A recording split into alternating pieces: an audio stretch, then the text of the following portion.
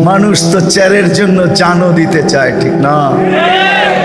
সামান্য একটা ইউনিয়নের চেয়ার, এটার জন্য মরতেও রাজি, মারতেও রাজি। কিন্তু আমাদের নবীজি মাকামে মাহমুদ পাবে, রব্বে কাবার কসম, উম্মতের জন্য ওই চেয়ারে বসবে না, হাত রাইখা দাঁড়ায় থাকবে। আল্লাহ বলবে বসেন, বলবো বসবো না। কেন? এটা তো আপনারই, এই জন্যই তো হাত রেখা দাঁড়ায় আছি। আপনি আমাকে বসায় কি করতে চান? আমি বসবো না। আমি তো উম্মতের জন্য বসলে উম্মতের জন্য ছুটবে কে? হাউজে কাউসারে যে কে পানি পান করাবে? আমি যদি বৈশা পড়ি, উম্মতকে হাউজে কাউসারে কে পানি পান করাবে? আমি যদি বৈশা পড়ি, তাইলে মিজানের পাল্লায় যে কে মনিটরিং করবে? কে দেখবে যে পাল্লার সামনে ঝুঁকতেছে না পিছে ঝুঁকতেছে? যদি সামনে না ঝুঁকে, তো আপনি আমার সাথে ওয়াদা করছেন, সাউফা ইউতিকা রাব্বুকা ফাতারদা। আপনি বলছেন আমাকে রাজি করে ছাড়বেন। আপনি বলছেন লা ইউখজিকা ফি উম্মতিক, আপনার উম্মতের ব্যাপারে আপনাকে লজ্জিত করব না। আপনি বলছেন সাফি তো সাফা, আমি সুপারিশ করলে নাকি দিবেন। সালতোতা, আমি চাইলে নাকি আপনি দিবেন। তো আমি মিজানের কাছে ছুটবো, যদি পাল্লা সামনে না ঝোঁকে তো ওইখানেই হাত উঠায়া দিব। পাল্লা ঝুঁকায়া দেন না। আমি বসলে কে যায় ওইখানে হাত উঠাবে? আমি বসবো না। তৃতীয়, আমি বসবো না, পুলসিরাতের কাছে ছুটা যাব। যদি আমার উম্মত পার না হইতে পারে, তো দুনিয়াতে যে দুরুদ আমার উপরে পড়ছে, ইমাম কর্তুবী রহমতুল্লাহ আলাইহি ওনার কিতাবে লেখছেন, আঙ্গুল উঠাইলে কর্তুবীর উপরে উঠায়েন, আমার উপরে উঠায়েন না। কর্তুবীর কিতাব পড়া দেখেন, ইমাম কর্তুবী রহমতুল্লাহ আলাইহি লেখছেন, পুলসিরাতের ওইখানে ছুটবেন। যদি উম্মত পার না হইতে পারে, তো দুনিয়াতে যে দুরুদ পড়ছিল ওই গাঠটিগুলাকে মাথায় করে নিয়ে উম্মতের মাথায় দিয়া বলবে পার হয়ে যা। হায় হায় হায়। সমস্ত নবী রসুল কিয়ামতের মাঠে কেউ, সবাই নাফসি নাফসি বলবে। কেউ মাকেও চাবে না, কেউ বাবাকেও চাবে না, কেউ বোনকেও চাবে না, কেউ উম্মতকেও চাবে না। শুধু নিজের বেলায় চিৎকার দিবে নাফসি নাফসি নাফসি নাফসি। কঠোরতা দেখা শুধু নিজের কথা মনে থাকবে, আর সব ভুলা যাবে। কিন্তু আপনার আমার নবী মুহাম্মাদুর রাসূলুল্লাহ সাল্লাল্লাহু আলাইহি ওয়াসাল্লাম কিয়ামতের মাঠে এই মাথার থেকে ওই মাথায়, একবার হাউজে কাউসারে, একবার মিজানে, একবার পুলসিরাতে ছুটতে থাকবে আর চিৎকার দিতে থাকবে উম্মতি রব্বি উম্মতি উম্মতি উম্মতি উম্মতি উম্মতি। আল্লাহ চিৎকার দিতে থাকবে, বন্ধু সালতোতা শাফি তুশাফা। আজকে কতগুলা চান, যতগুলা চাবেন অতগুলা উঠায় দিয়া দিব। যাকে চাবেন তাকে উঠায় দিয়া দিব। শাফি তুশাফা, যার জন্য সুপারিশ করবেন মঞ্জুর করব, যতগুলার জন্য করবেন মঞ্জুর করব। বন্ধু চিৎকার দিয়েন না, আপনার কান্না সইতে পারি না। যে হাসান হুসাইনের নামও নিবে না, অথচ জানেন হাসান হুসাইন কিরকম প্রিয় ছিল? জানেন, একদিন দুই ভাই আসছে 5-6 বৎসরের ছোট দুজন। আয়েশা নানাকে জিজ্ঞাসা করতেছে, নানা জান আপনি উত্তম না আমরা দুইজন উত্তম? কি বলে ওলামায়ে কেরাম, কে উত্তম?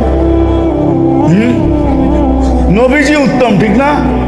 আল্লাহ রসুলও জবাব দিছে আমি উত্তম। দুই ভাই হাসতে হাসতে কুটা কুটা হইয়া নানার কোলের ভিতরে শুয়া পড়ছে। আল্লাহ রসুল জিজ্ঞাসা করে এত হাসো কেন? জবাব হয় নাই। জবাব কি হয় নাই? জবাব হয় নাই। তাহলে উত্তম কে? আমরা দুইজন। কিভাবে? আমাদের আব্বাজানকে চিনেন? বলো। আব্বার পরিচয় দিয়া বলতেছে আবু কালাইসা বিশাই, আমাদের আব্বার সামনে আপনার আব্বা কিছুই না।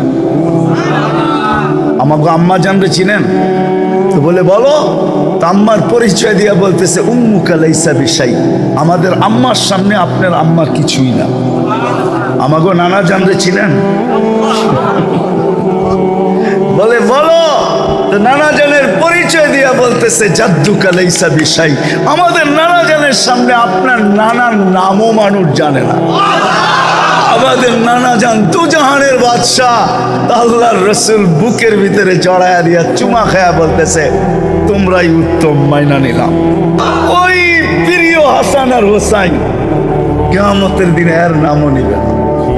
ফাতেমা, যাকে না দেখলে একদিন থাকতে পারতেন না, বলছে ফাতেমা তো বোঝাতুম মিন্নি, ফাতেমা আমার কলিজার টুকরা। ওই ফাতেমা, এর নামও নিবেন না, পরিবার পরিজনের কথাও বলবেন না, সারা কিয়ামতের মাঠ শুধু বলবেন উম্মতি উম্মতি উম্মতি উম্মতি। ওই নবীর উম্মত আল্লাহ আমাদেরকে বানাইছেন। হায়, মনে উঠলো অন্যদিকে না যায় আজকে এই দিকে শেষ করতে চাইতেছে, মনে উঠলো এই জন্য বলতেছে। কেমন উম্মতের জন্য দরদ আর ব্যথা, কেমন ব্যথা এখানে উম্মতের জন্য। ওলামা বুঝবে, আপনারা বুঝবেন কি বুঝবেন না জানি না। মুসা আলাইহিস ইসলামকে আল্লাহ তাজাল্লি দিয়েছিলেন আরশ থেকে, উনি আল্লাহকে দেখতে চাইছিলেন। তা আল্লাহ বলছে ইনিস্তাকাররা মাকানা, যদি জায়গা ঠিক থাকে, তুমি স্থির থাকো, তাহলে আমারে দেখতে পারবে। তা আল্লাহ তাজাল্লি দিয়েছেন আরশের থেকে। ফাখাররা মুসা সাইকা, যাদেরকে নিয়ে গেছেন সব মরে গেছে। মুসা আলাইহিস ইসলাম 40 দিন বেহুশের মতো ছিলেন, অথচ তাজাল্লি দিছেন 70,000 পর্দার ওই পার থেকে। একটু এটা মনে রাখেন ভালো বুঝার জন্য, ওই পার থেকে তাজাল্লি দিছেন। কিন্তু আজকে আরশের উপরে বন্ধু আর নিজে পাশাপাশি, কাবা কাউসাইনি আও আদনা ফাদানা ফাতাদাল্লা ফাআওহা ইলা আবদিহি মা আওহা।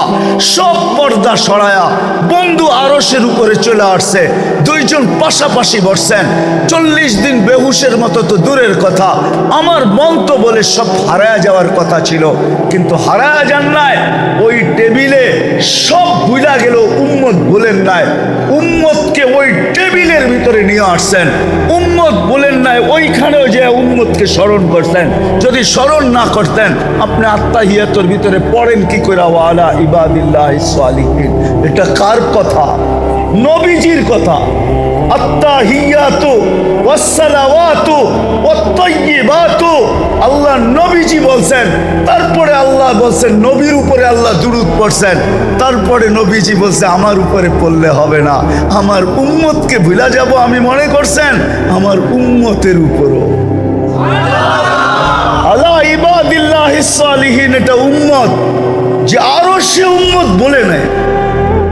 আজকে রব্বে কাবার কসম, ও যুবক, তোমাদের পায়ে হাত রেখা বলি, যে রসুল তোমাদেরকে আরো সে বলে নাই।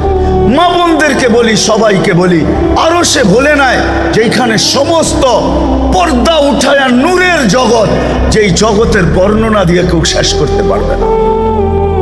হায় হায়, মুসা আলাইহিস সালাম বলছিল আমার সাথে কথা বলেন, আপনি কি চূড়ার উপরে আর আমি কি পদদেশে? বলছে না, বাইনি ওয়া বাইনাকা হিজাব, তোমার আমার মাঝে পর্দা আছে, পর্দা। আমি পর্দার ওই পারে, তুমি এই পারে। বলছে কত পর্দা?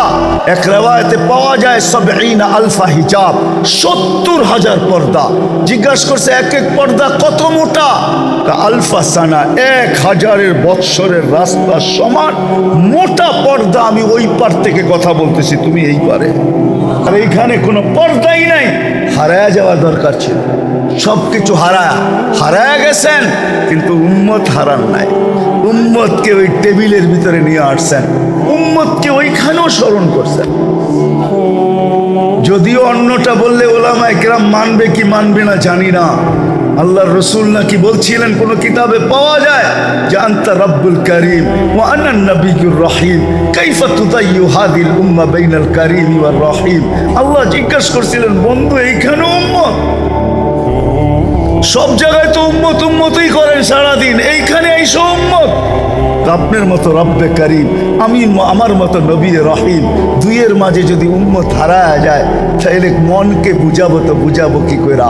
এই জন্য উম্মতকে মধ্যখানে নিয়ে আসছে। কিন্তু আফসোস, যেই নবী দুনিয়াতে আইসা আসতে দেরি, সেজদা করতে দেরি করেন নাই। কিতাবে আছে, মার পেটের থেকে যখন বাহির হইতেছিলেন, দায়ী ছিলেন আব্দুর রহমান ইবনে আউফ রাদিয়াল্লাহু তাআলা আনহুর আম্মু মা শেফা। শেফা বলতেছিল কান্নাল মিসকা ইয়াফুর, যখন দুনিয়াতে আসতেছিল তো সুগ্রাণ ছড়াইতে ছড়াইতে আসতেছিল, সারা দুনিয়ায় সুগ্রাণ ছড়াইতেছিল। কান্নাল মিসকা ইয়াফুর, শরীরে এক জাররা পরিমাণও ময়লা ছিল না। মক্তু আর সুররা, কে জানি নাভি আগেই কেটে দিছে, মখতুনান কে জানি মার পেটে আগেই মুসলমানি করে দিছে। শুধু চাদরে রাখতে দেরি, সেজদা করতে দেরি করে নাই, শুধু রাখছি ডাইন দিক হইয়া সেজদা, লম্বা সেজদা। আমেনা বলেন, বেটা সেজদায় যে কি বলছিস আমি বলতে পারবো না, আমি তো তোর অবস্থা দেখে আশ্চর্যান্বিত হয়ে গেছি, যেটা আবার কেমন বাচ্চা। হবে না তো হবে না কেন, দুজাহানের বাদশাহ, ঠিক না? কি বিশ্বাস হয় না? দুজাহানের বাদশাহ, বিশ্বাস হয় না মনে হয়, ঠিক না? হ্যাঁ চলেন, আপনি যদি বিশ্বাস না করেন তাহলে গুইসাব বইলা দিতেছে দুজাহানের বাদশাহ। আল্লাহর রসুল গুইসাবকে ইশারা করছে, আইয়ুহা দাব বইলা, হে গুইসাব। বলতে দেরি, মাথা উঁচা করে আরবিতে চিৎকার দিতে দেরি করে নাই, লাব্বাইক ওয়া সাদাইক ইয়া যাইনা ওয়াফা ইয়াউমিল কিয়ামা। ও দুজাহানের বাদশাহ, আপনার ইশারা করতে দেরি, আমার ভাগ্য খুলতে দেরি হয় নাই। পিওর আরবি ভাষায় গুইসাব মাইনা নিছে দুজাহানের বাদশাহ, সমগ্র সৃষ্টি মাইনা নিছে দুজাহানের বাদশাহ। আপনি মানলেই কি আর না মানলেই কি? যে মানবে ওর ভাগ্য খুলবে, যে মানবে না ওর ভাগ্য খুলবে না।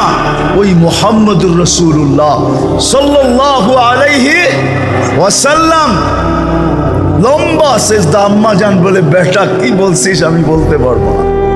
তারপরে স্বাভাবিক হয়ে সেজদার থেকে আত্তাহিয়াতুর সূরাতে উঠা পড়ছেন, শাহাদত আঙ্গুলি উপরের দিকে উঠাইতে দেরি, সমগ্র জগৎ আলোকিত হইতে দেরি হয় নাই। আম্মা জানের সামনে সব উদ্ভাসিত হইতে দেরি হয় নাই।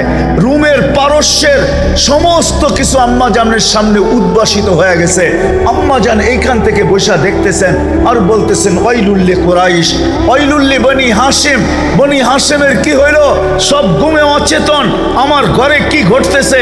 কেননা সুবে সাদেকের সময় দুনিয়াতে আসছে, আমার ঘরে কি ঘটতেছে কেউ দেখার মতো নাই।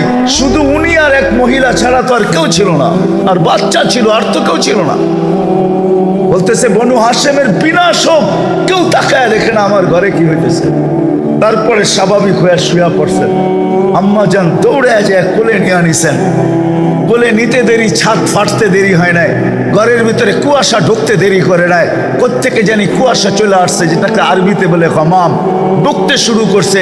পুরা ঘর যখন প্যাক হয়ে গেছে কুয়াশার থেকে, উপর থেকে আওয়াজ আসছে, গাইয়িবু হাদা তিফ, তাড়াতাড়ি এই বাচ্চাকে গায়েব করো। তুফু মাশারিকাল আরদি ওয়া মাগারিবাহা, সমগ্র জগৎ ঘুরায় নিয়ে আসো। হাত্তা ইয়ালামাল খালকা বিইসমিহি ওয়া নাতিহি ওয়া সূরাতিহি, এই মুহূর্তের পরে যেন কোনো সৃষ্টি না বলতে পারে যে আমি এই বাচ্চাকে চিনি না, নামে চিনি না, গুণে চিনি না, আমি এই বাচ্চাকে চেহারায় চিনি না, এটা যেন কেউ না বলতে পারে। ঘুরায় নিয়ে আসো। আম্মা জান বলেন, গায়েব করে ফেলছে, আমার কোলের টিকা নিয়ে গেছে। উপর থেকে আওয়াজ আসছে, আরিদু আলাইহি কুল্লা রুহানি, সমস্ত রুহানি জগতের জিনিস এই বাচ্চার সিনার ভিতরে ভরো। 20 নবীর 20টা গুণ দাও। আতু, তর্জমা আমি করব না, আতুহু খুলুকা আদম, মারিফাতা শীশ, সুজাআতা নূহ, খুল্লাতা ইব্রাহিম, লিসানা ইসমাইল, রিদা ইসহাক, ফাসাহাতা সালেহ, হিকমাতা লূত, বুশরা ইয়াকুব, জামালা ইউসুফ, সবর আইয়ুব, তাআতা ইউনুস, জিহাদা ইউশা, সৌতা দাউদ, হুব্বা দানিয়াল, ওয়াকারা ইলিয়াস, জুহুদা ঈসা, কুওয়াতা মুসা, হাইবাতা সুলাইমান, ওয়া ইলমাল খিদির। 20 নবীর 20টা গুণ ভিতরে ঢুকাও। তারপরে আওয়াজ আসছে, অগমিদুহু ফি জামি আখলাকিন নবিয়িন, সমস্ত নবীদের আখলাকের ভিতরে এই বাচ্চাকে ডুবায় দাও। ঘন্টা খানিক পরে আবার মাঠটা মার কোলে ফেরত দিয়া গেছে। আগে বলবো আমেনা ফিরত পাওয়ার পরে কাঁদতে ছিল, সব ছুটা আইসা, সূর্য উঠা গেছে, সব ছুটা আইসা জিজ্ঞাসা করতেছে, আমেনা এরকম বাচ্চা পাওয়ার পরে আবার কান্না কিসের? আব্দুল্লাহ নাই। আব্দুল্লাহ থাকলে কি হইতো? এতক্ষণে খেলনা চলে আসতো। আব্দুল্লাহ তো নাই, খেলনা কে নিয়ে আসবে? কাঁদতে ছিলেন আমেনা। আমার মনে হয় রেওয়ায়তের দ্বারা মনে হয় আল্লাহ কানে কানে বলছিলেন, আমেনা কাঁদিস না, আব্দুল্লাহ থাকলে আর খেলনা কোত্থেকে আনতো? মক্কার বাজার থেকে সূর্য উঠছে, ডুবতে দে, চাঁদকে খেলনা বানায় পাঠায়। আবু তালেব বলে বিকালবেলা সূর্য যখন ডুবে গেছে, চার পায়ের উপরে শোয়াই দিছি বাহিরে, শোয়াইতে দেরি বাদাল কামরু আইয়াদনু, চাঁদ দ্রুত গতিতে নিচে নামতে দেরি করে নাই। যখন আস্তে আস্তে মাথার উপরে চলে আসছে, তো আমি ভয়ে চিৎকার দিয়া ফেলছি, খাসি তু আইয়া কা আলাইক, তোমার উপরে পড়ে না যায়, কিন্তু তোমার মাথার উপরে এসে থাইমা গেছে। তুমি কয়েক ঘন্টার বাচ্চা ছিলা, হাত পাও ইশারা করতেছিল আর উপরে চার ডান্স করতেছিল, ডান্স। নবীজি বলতেছিল, চাচা জানেন চাঁদ কি বলতেছিল? কথা তো জানি না। আন্নাল কামারা ইউগান্নিনি, চাঁদ আমাকে গান শুনাইতে, ছন্দ শুনাইতেছিল, কান্নার থেকে বিরত রাখতেছিল। আমি যেন না কাঁদি, কাঁদলে আমার আম্মার কষ্ট হবে, এই জন্য কান্নার থেকে বিরত রাখতেছিল। আল্লাহ চাঁদকে আমার জন্য খেলনা বানায় পাঠায়। ওই নবীর উম্মত বানাইছেন আল্লাহ আমাদের। ওই নবীর উম্মত বানাইতেছে। জান্নাত তো চাই, কিন্তু জানি তো না জান্নাত কিরকম। দেখা তো আয়েশা বলছিলেন, মুসলমান হিসাবে এরকম কোনো নরনারী নাই বা যুবক বৃদ্ধ নাই যে মনের থেকে জান্নাতকে না চায়। আছে নাকি কেউ? সবাই মনের থেকে জান্নাত চাইতো? কি বলেন? মনে হয় আমার কথা বোঝেন নাই। মুসলমানের এরকম কোনো মানুষ পাওয়া যাবে না যে মনের থেকে জান্নাত না চায়, জান্নাতে যাইতে না চায়। সবাই আমরা জান্নাত চাই, কিন্তু দুইটা কথা জান্নাত সম্বন্ধে আমাদের কোনো ধারণা আছে যে জান্নাত জিনিসটা কি? দ্বিতীয় কথা হলো জান্নাতটা পাবো তো পাবো কিভাবে? দোয়া করেন, এই দুই কথার উপরেই পুরা আলোচনা শেষ করতে চেষ্টা করব। যদি আপনাদের দোয়া থাকে আর আল্লাহ যদি তৌফিক দেন। জান্নাত তো চাই মনের থেকে, আর আল্লাহও কিন্তু আমাদেরকে জান্নাত দিতে চান। যদি দিতে না চাইতেন তাহলে প্রথম তো আমাদেরকে মানুষ হিসাবেই অস্তিত্ব দিতেন না। জান্নাতে কে যাবে? মানুষই তো যাবে। মানুষ যাবে আর জিন যাবে। তো সৃষ্টির সেরা হিসাবে আমাদেরকে অস্তিত্ব দিছেন, এটাই প্রমাণ করে যে আল্লাহ জান্নাত দিতে চান। দ্বিতীয় আরেকটা প্রমাণ যে আল্লাহ যদি জান্নাত দিতে না চাইতেন তাহলে সর্ব মুসলমানের ঘরে আমাদেরকে কোনোদিন অস্তিত্ব দিতেন না। দ্বিতীয় প্রমাণ হলো যে মুসলমানের ঘরে অস্তিত্ব দিছেন বিদায়, জন্ম দিছেন বিদায়, মুসলমানের ঘরে আসতে পারছি বিদায়, এটাও প্রমাণ যে আল্লাহ আমাদেরকে জান্নাত দিতে চান। কেননা মুসলমানের ঘরে তো আমি সদিচ্ছায় আসি না। আপনি কি সদিচ্ছায় আসছেন না ডিমান্ড নোট ভরছেন? ডিমান্ড নোট চিনেন? আগে লাইন নিতে হইলে ডিমান্ড নোট পুরা করতে হতো। টেলিফোনের লাইন, বিদ্যুতের লাইন, ডিমান্ড নোট ভরতে হইতো। তো আমরা তো এরকম কোনো অনুরোধও করি নাই, দরখাস্তও করি নাই, মনে মনে কোনোদিন ভাবিও নাই যে আমি মুসলমানের ঘরে আসব। বোঝা গেল আল্লাহ জান্নাত দিতে চান, এই জন্য মুসলমানের ঘরে পাঠাইছেন। এর চেয়ে বড় প্রমাণ জান্নাত দিতে চান সর্বশ্রেষ্ঠ নবী মুহাম্মদুর রাসূলুল্লাহ সাল্লাল্লাহু আলাইহি ওয়াসাল্লামের উম্মত বানাইছেন।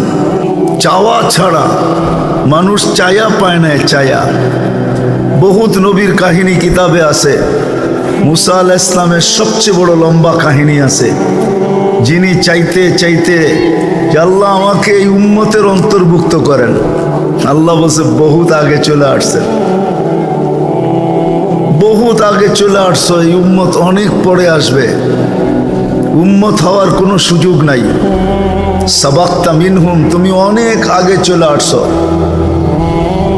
তো মুসা আলাইহিস সালাম বলছে, আল্লাহ তাইলে এদেরকে একটু আমারে দেখায়া দেন যে এরা কিরকম চেহারা আর কিরকম মানুষ। তো আল্লাহ বলে এটাও সম্ভব না। তো তৃতীয়বার বলছে, না আল্লাহ তাইলে একটু আওয়াজ শোনায়া দেন। আসমি'নি সাওতাহুম, এদের আওয়াজ একটু আমাকে শুনান। তা আল্লাহ আমাদেরকে রুহের জগতে ডাক দিছিলেন, ইয়া উম্মাতা মুহাম্মদ বইলা। ডাক দিতে দেরি, আমরা জবাব দিতে দেরি করি নাই। আর আমরা এত সুন্দর শব্দ দিয়া জবাব দিছি, কিয়ামত পর্যন্ত কেউ দিতে পারবে না। আল্লাহর ডাকে আমরা সাড়া দিয়া বলছিলাম লাব্বাইক আল্লাহুম্মা লাব্বাইক লাব্বাইক ওয়া সাদাইক। আয় আল্লাহ, আমরা উপস্থিত, কি জানতে চান আমাদের কাছে? তা আওয়াজ শোনার পরে মুসা আলাইহিস সালামকে আল্লাহ জিজ্ঞাসা করছে, কেমন শুনলা? ইয়া আল্লাহ, মা সামিতু আহসানা মিনহু, এত সুন্দর আওয়াজ কোনোদিন শুনি নাই। আর এত সুন্দর ভাষায় জবাব দিতে পারে কেউ, ডাকের সাড়া দিতে পারে, এটাও আমাদের জানা ছিল না।